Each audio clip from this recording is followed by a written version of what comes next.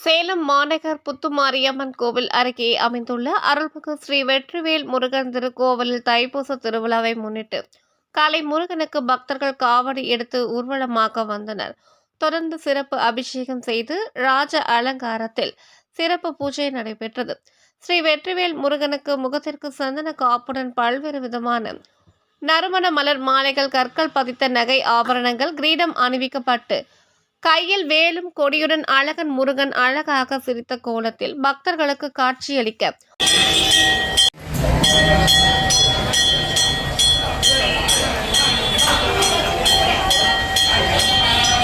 தொடர்ந்து வீரவேலுக்கு பூஜை நடைபெற்றது. ஏராளமான பக்தர்கள் கலந்து கொண்டு சாமி தரிசனம் செய்தனர். கலந்து கொண்ட பக்தர்களுக்கு விபூதி குங்கும பிரசாதம் வழங்கப்பட்டது. ஆலய வளாகத்தில் பெண்கள் நெய்விளக்கேற்றி முருகப்பெருமானை வழிபட்டனர். மதிய பூஜை நிறைவு பெற்றதும் சுமார் 5000 பக்தர்களுக்கு அன்னதானம் வழங்கப்பட்டது.